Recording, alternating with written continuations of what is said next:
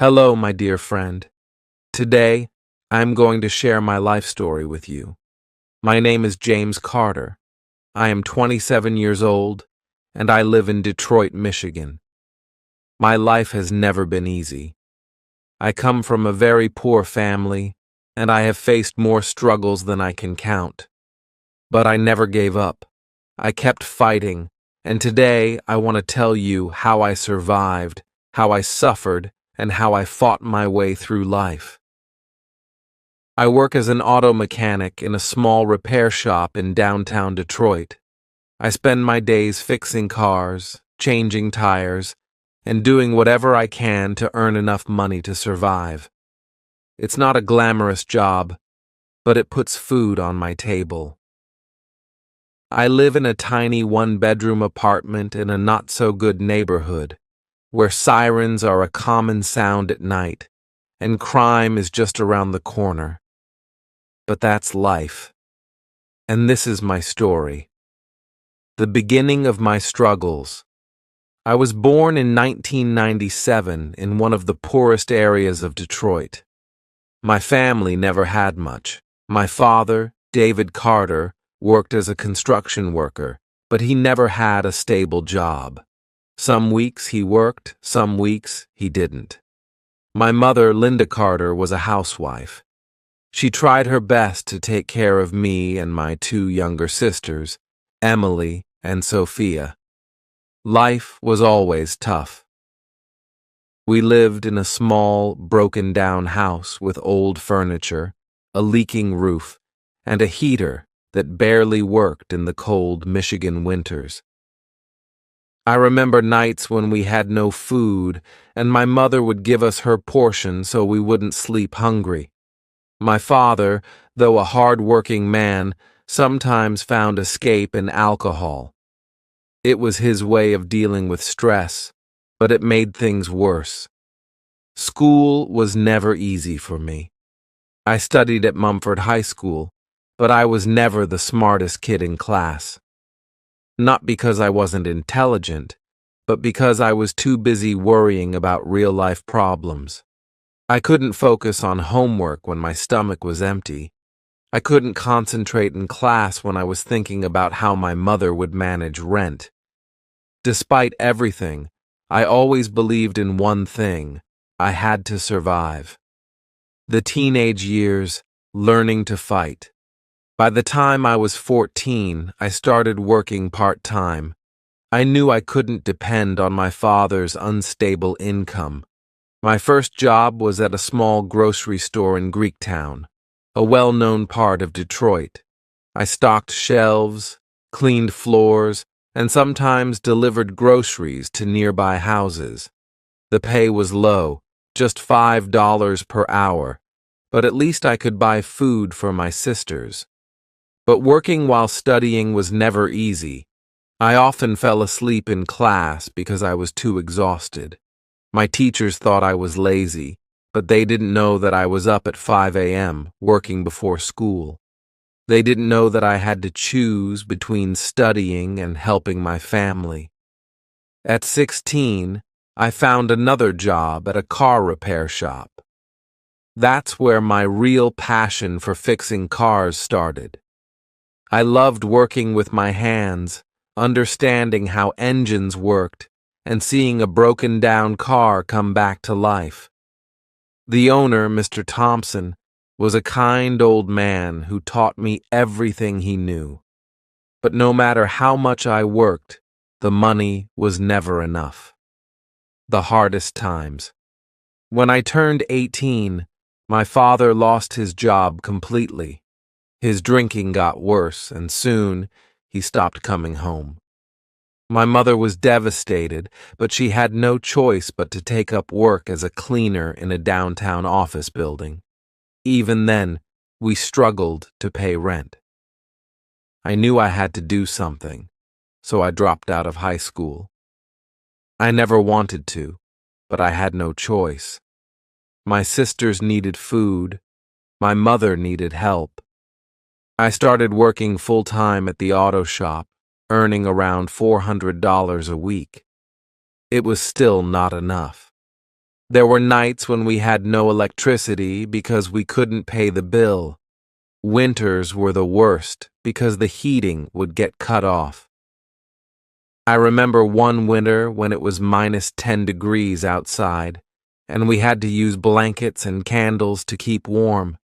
I had moments of frustration, moments when I wanted to give up. I saw kids my age going to college, having fun, living normal lives. And then there was me, working long hours, struggling just to keep my family alive.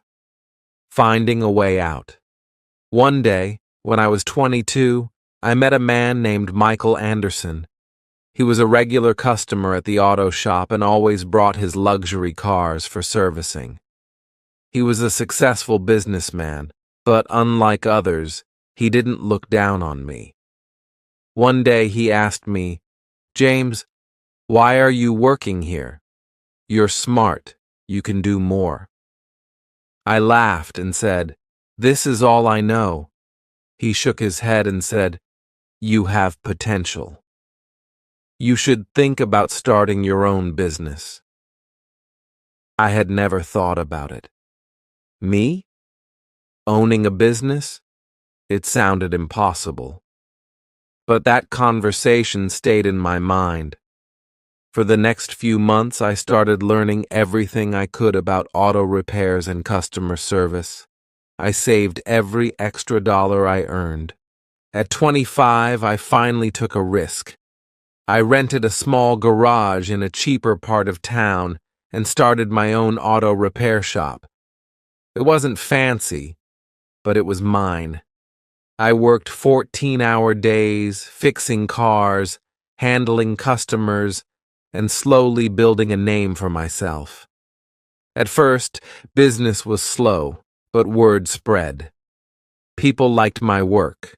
They trusted me, and slowly, things changed. The Journey of James Carter.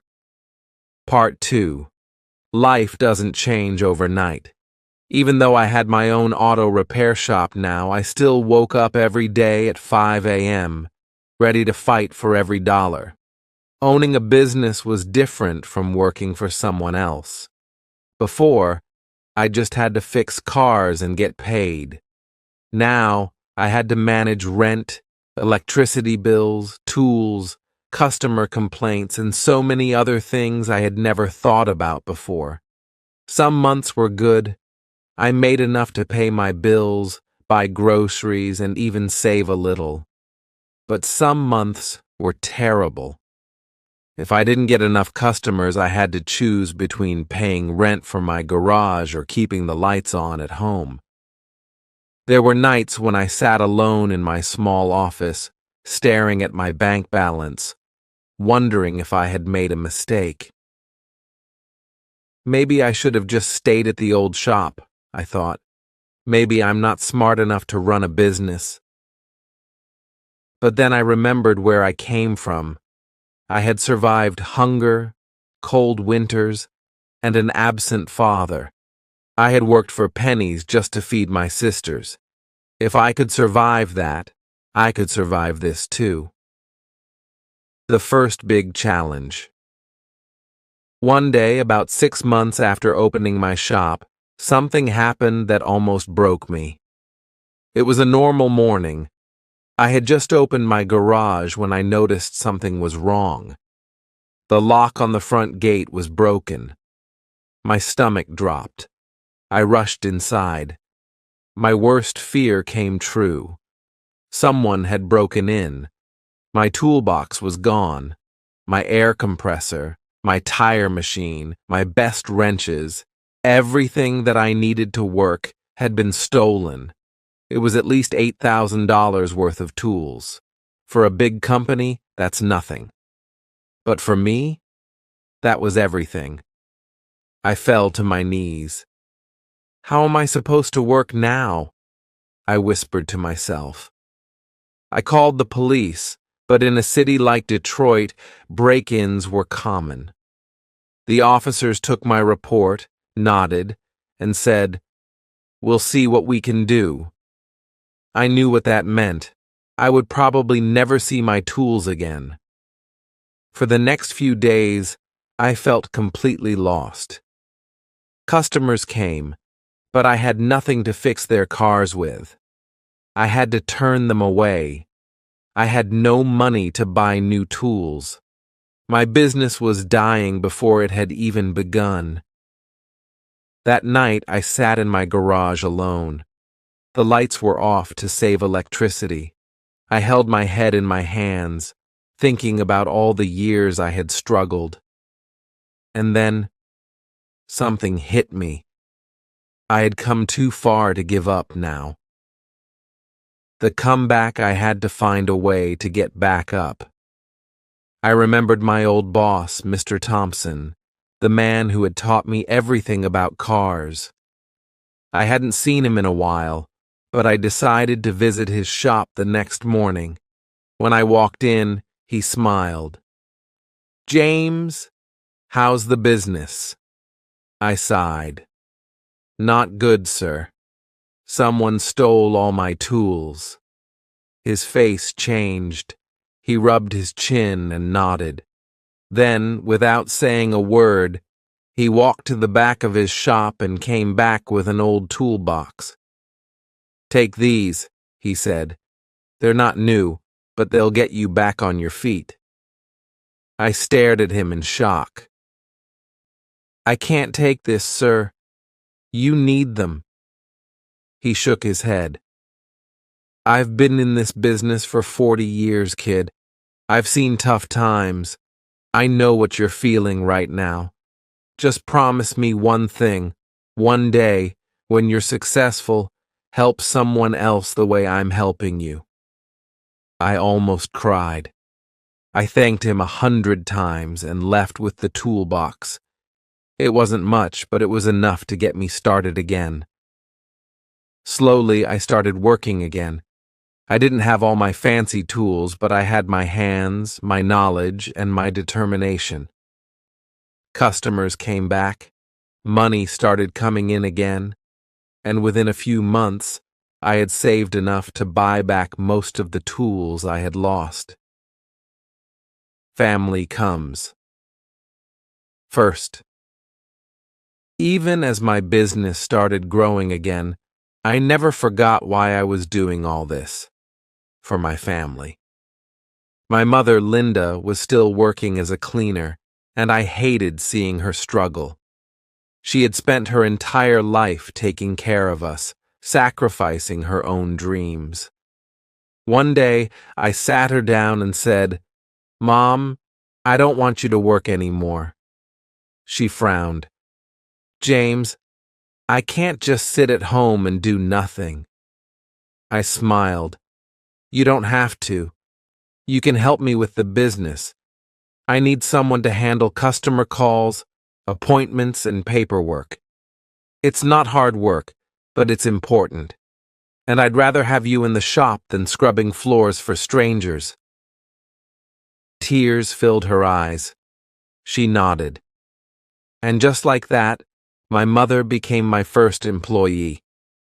As for my sisters, Emily and Sophia, I made sure they never had to drop out of school the way I did. I paid for their books, their school fees, and whatever they needed. I wanted them to have a future better than mine. Success, but not the end. Now, at 27, I can say that life is better. My shop, Carter Auto Repairs, is no longer just a small garage. It's a well-known place in my neighborhood. I have 4 employees, including my mother, and I even hired a young mechanic who reminds me of myself when I was starting out. I make enough money to live comfortably, not luxuriously, but comfortably. I don't worry about food anymore. I don't worry about rent. And for the first time in my life, I feel free. But success doesn't mean I forget my past. I still remember the hunger, the cold winters, the nights I thought I wouldn't make it. That's why I always help young boys who come into my shop looking for work. I know what it's like to be them. I know what it's like to struggle. And like Mr. Thompson helped me, I want to help them. The next chapter of my life. Life is strange. One moment, you're struggling to survive, and the next, you're living the life you once prayed for. But even when you reach a better place, life always has new lessons to teach. After my business started running smoothly, I thought my struggles were over. I had money to support my mother and sisters. I had a name in my neighborhood. People respected me. But success comes with its own challenges, new fears, new responsibilities, and new tests. One of the biggest struggles I faced after rebuilding my business was trusting people. Betrayal from a friend.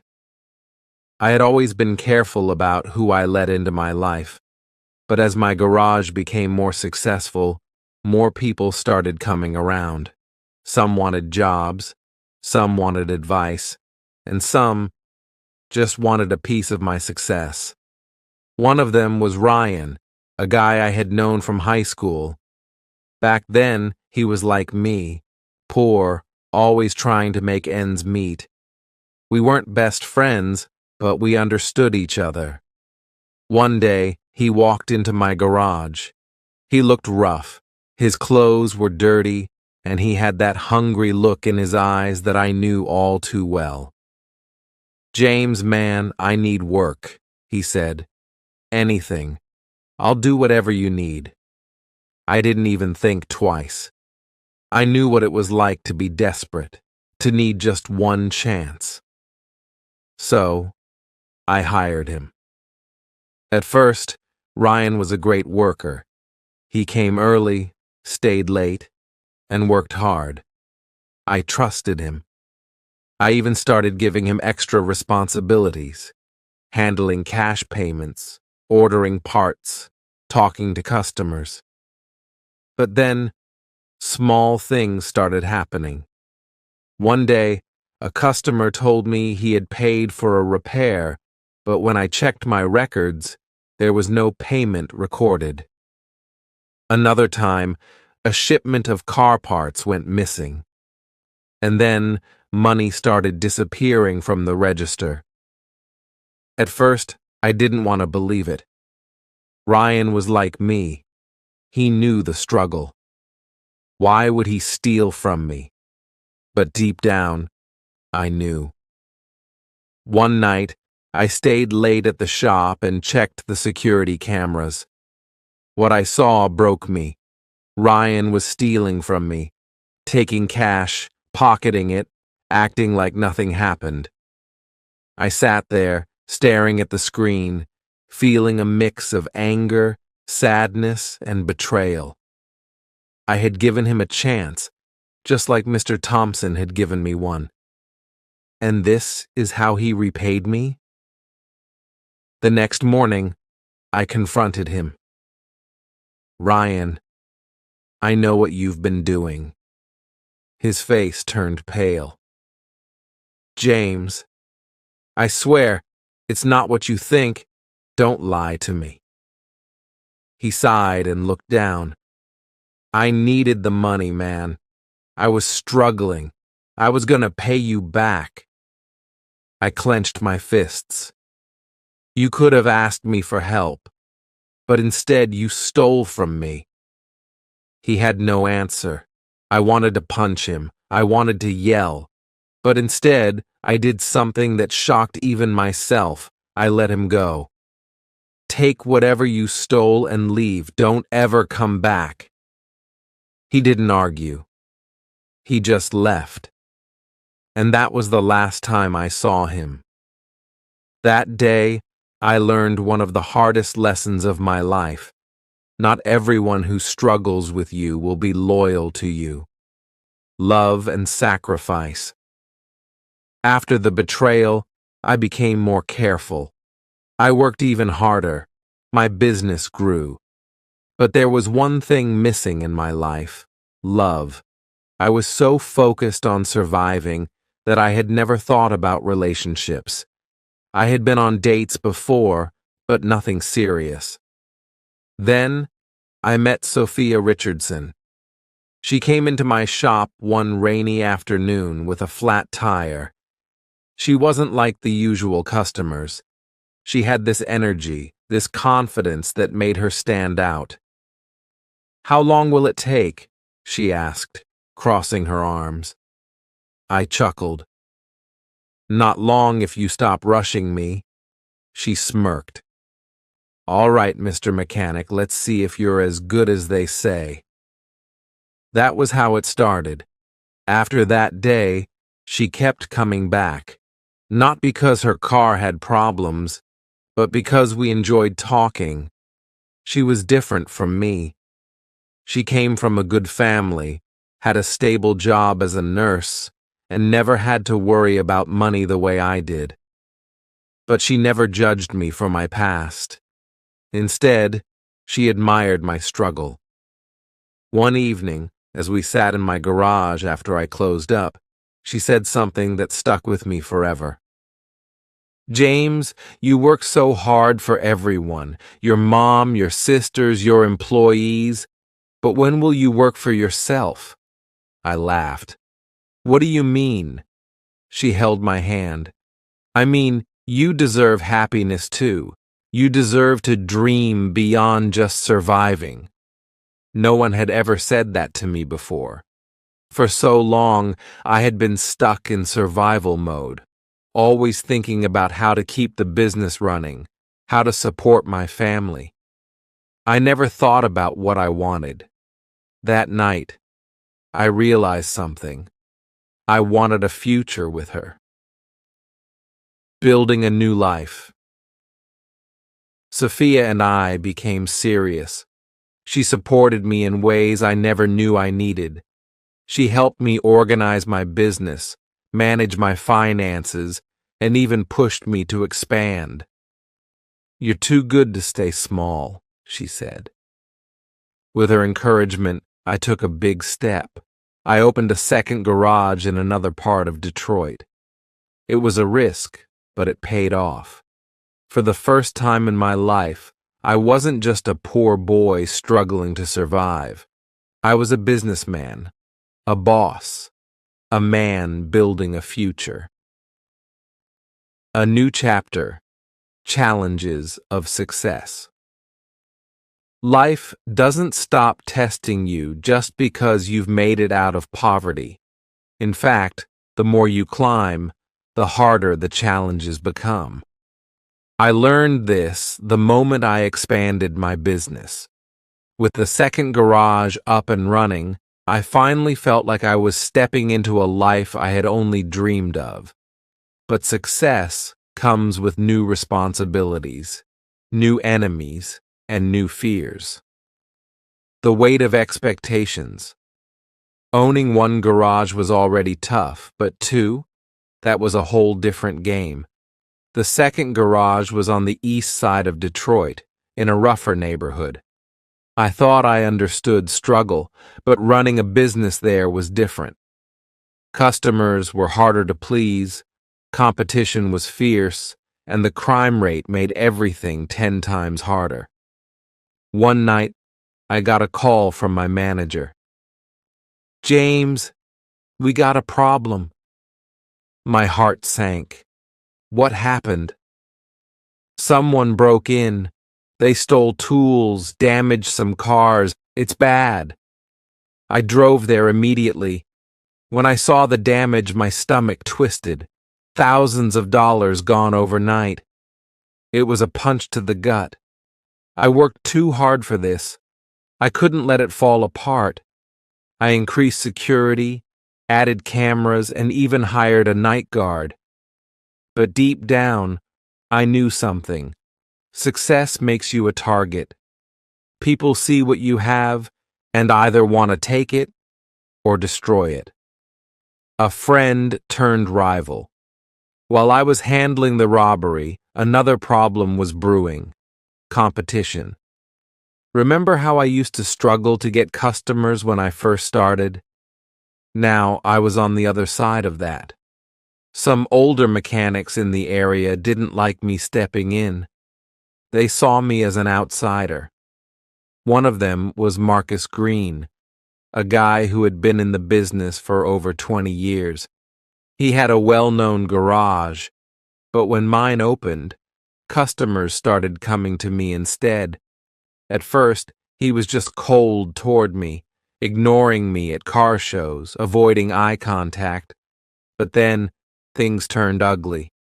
One day, one of my mechanics came to me looking nervous.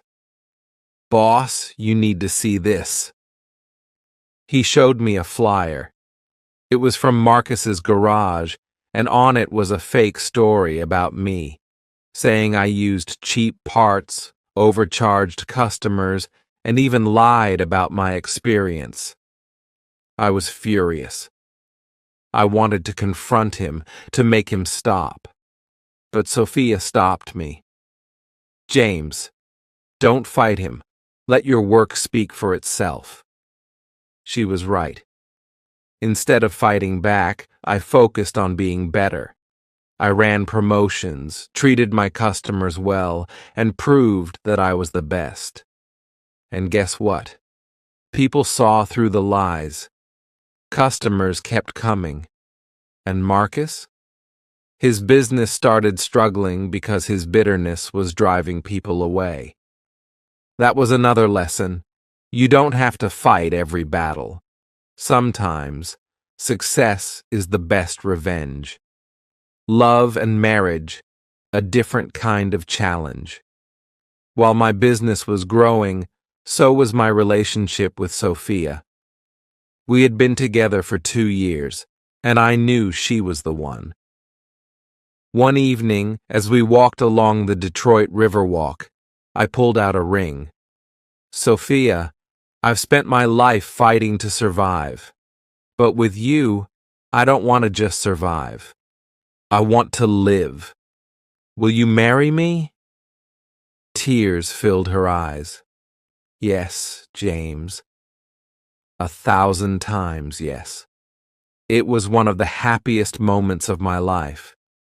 But marriage, it's not a fairy tale. The first year was hard. Balancing my growing business with my new life as a husband wasn't easy. There were days I worked too late, nights I was too tired to talk, and times when I brought my stress home. Sophia was patient, but one night, she broke down. "James, I love you, but I need you too. Not just as a provider, but as my husband." It hit me hard. I had spent so many years focusing on survival that I didn't know how to slow down and enjoy life.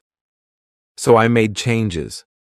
I started taking Sundays off, making time for dates, and reminding myself that money isn't everything. Love needs attention too. Giving back. The final lesson. One day, I was sitting in my office when I saw a boy outside my garage. Dirty clothes, empty eyes. He reminded me of myself at that age. I walked out and asked, "What's your name?" "Malik," he mumbled. "What are you doing here?" "Just looking." I saw the hunger in his eyes, not for food, but for hope. So I made a decision. "You want to learn?" His eyes widened. "Really?" I gave him a job, not as a mechanic, but as an assistant. He cleaned, watched, and slowly learned. And you know what? Malik became one of the best mechanics I ever trained. That's when I realized success isn't just about what you earn. It's about what you give back. Where I am now today, I own 4 garages across Detroit. My mother lives in a house I bought for her. My sisters went to college.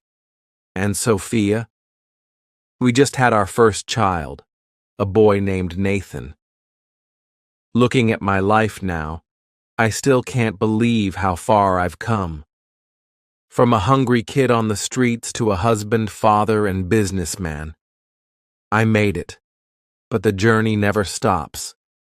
A legacy in the making life is never about standing still. The moment you think you've made it, life finds a way to remind you that there's always more to do. Owning 4 garages, having a beautiful wife, and holding my newborn son in my arms should have felt like the perfect ending to my story. But I quickly realized something. Success isn't just about what you build, it's about what you leave behind. Raising a son while running a business. Being a father was a whole new kind of challenge. I remember the first night we brought Nathan home. I was exhausted from work, thinking I'd get a few hours of sleep before heading back to the garage in the morning. But as soon as I laid down, he started crying. Sophia was just as tired as I was, but she got up without a complaint. I watched her hold him, rock him gently, and whisper, "Shh, baby, Daddy's tired." I felt guilty. Here I was, a man who had fought so hard to have a family, yet I was letting my work take me away from them. So I made a decision. I started spending more time at home. It wasn't easy. I had employees, customers, and responsibilities. But I learned to delegate, trust my managers, and step back when needed. Because at the end of the day, what's the point of success if you can't enjoy it with the people you love? Expanding beyond the garage. As Nathan grew, so did my vision. One evening, while playing with him in the living room, I looked around and thought about the kids growing up the way I did, hungry, cold, and hopeless. I knew what it felt like to be that boy, and I couldn't just sit back and watch it happen to others. That's when the idea hit me. I needed to give back, not just by hiring young mechanics, but by creating real opportunities for kids with no hope. I sat Sophia down and told her my plan.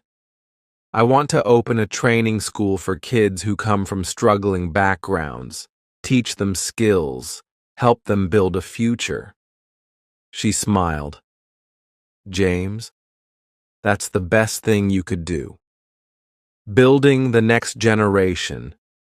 I invested in an old warehouse near my first garage, the place where my journey started. I turned it into a training center for young men and women who wanted to learn a trade but had no way to afford school. At first, only a few kids showed up, mostly local teenagers who had dropped out of high school. But word spread fast. Soon, I had dozens of students, some even coming from other cities just to learn. One of them, a boy named Terrence, reminded me a lot of myself. He showed up one morning wearing torn sneakers and a hoodie that barely fit him. He had that same look in his eyes, hunger for something more. "Why do you want to learn this?" I asked him. He hesitated before answering. "Because I don't want to end up like my father." I didn't need to ask more. I knew what he meant. His father was probably like mine, either absent or struggling with his own demons. I made it my mission to teach him everything I knew, not just about cars, but about life. Within a year, Terrence became one of my best students. I even gave him a job at my second garage. And seeing him succeed reminded me why I started all this in the first place. The struggles never stop. Even with success, challenges kept coming. One of my biggest fears became real. The economy started to slow down, and business took a hit. Customers weren't spending as much, and I had to make some tough decisions. For the first time in years, I faced something I hadn't dealt with in a long time: the fear of losing everything. One night, I sat alone in my office, staring at the numbers. If things didn't turn around, I'd have to close one of the garages. I felt like I was back at square one. But Sophia reminded me of something. James, you built this from nothing. You didn't give up when you had no money, no connections, and no help. You're not going to give up now. She was right. I went back to what made me successful in the first place: hard work, smart decisions, and treating people right. Instead of cutting back, I got creative. I started offering mobile repair services, where mechanics would go directly to customers' homes. I partnered with local businesses to offer maintenance deals for company vehicles. I used social media to attract younger customers who wanted affordable repairs. And slowly, business started picking up again. It was a reminder that no matter how far you've come, you're never immune to failure. But what matters is how you respond to it. Looking back, moving forward. Today, I'm not just James Carter, the poor boy from Detroit. I'm a husband, a father, a business owner, and a mentor. I look at Nathan, now 5 years old, and I think about the life he'll have, the opportunities, the security, the love, and I realize something. I didn't just escape poverty, I broke the cycle. My son will never know the pain of going to bed hungry. He'll never have to work in freezing cold just to survive. He'll never have to wonder if he's good enough. But he'll also learn what it means to work hard, appreciate what he has, and give back to others. Because at the end of the day, success isn't just about making money. It's about leaving something behind that's bigger than yourself. And that's the legacy I'm building. One garage, one student, and one dream at a time. A legacy that keeps growing. Life never really slows down. Just when you think you've reached a comfortable place, a new challenge appears. Owning 4 garages, running a training center, and raising a family was already a lot. But deep down, I knew I wasn't done yet. Because success isn't just about how much you earn. It's about how much impact you leave behind. Teaching Nathan the value of hard work. Nathan was growing fast. At 6 years old, he was already curious about what I did. One evening, he walked into the garage while I was working on an old Mustang. He stood there, watching me carefully, his little hands resting on the hood. "Dad, what are you doing?" I smiled. "Fixing an engine, buddy." He tilted his head. "Can I help?" Most parents might have said, "You're too young," but I saw an opportunity. I handed him a small wrench. "Okay, you see this bolt? Try turning it." He struggled, his tiny hands gripping the tool, his face scrunched in determination. After a few seconds, he looked up at me, frustrated. "It's too hard."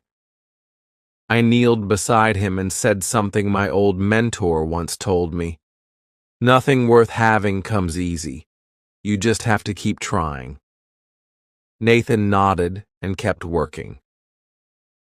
That day, he didn't fix the car, but he learned something even more valuable: persistence.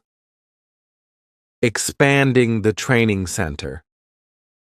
My training center had started small, but now kids were coming from all over Detroit.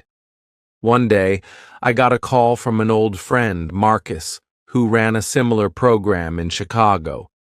"James, I heard about what you're doing. How would you feel about expanding?"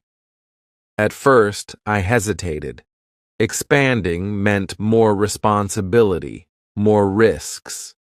But then I thought about all the kids who needed this opportunity. I met with Marcus, and we came up with a plan. We would open a second training center in Chicago, giving more young people a chance to learn and grow. Sophia was my biggest supporter. James, this is your calling. You were never meant to just fix cars, you were meant to fix lives. So, I took the leap. The new center launched with 50 students, and within months, the numbers grew. Watching these young men and women find purpose reminded me why I started all this in the first place. Challenges never stop. Of course, success didn't mean things got easier. Running multiple businesses meant dealing with financial stress, employee issues, and unexpected problems. One morning, my manager at the first garage called me in a panic.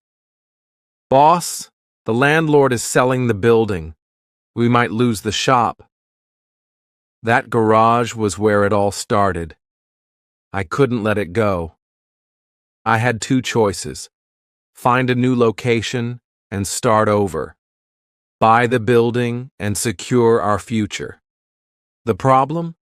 Buying it meant taking a huge financial risk.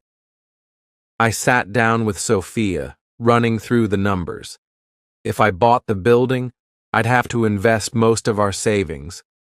I asked myself, what would the old James do? He wouldn't have hesitated. He would have taken the risk. So I made the decision. I bought the building.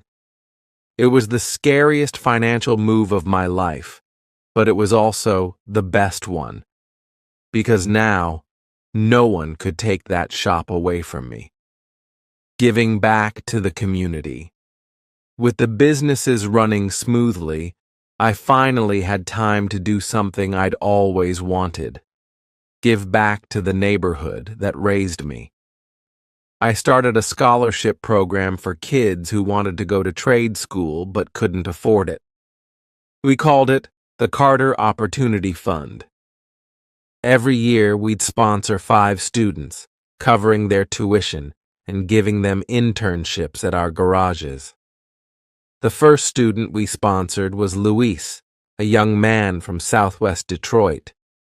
He reminded me of myself, hungry, determined, but lost. When I handed him his scholarship letter, he broke down in tears. I never thought I'd get a chance like this. I put a hand on his shoulder. Someone gave me a chance once. Now it's your turn. Family first. Despite all the success, I never forgot what mattered most. Family. One night, as I was tucking Nathan into bed, he looked up at me and asked, "Dad, are you proud of me?"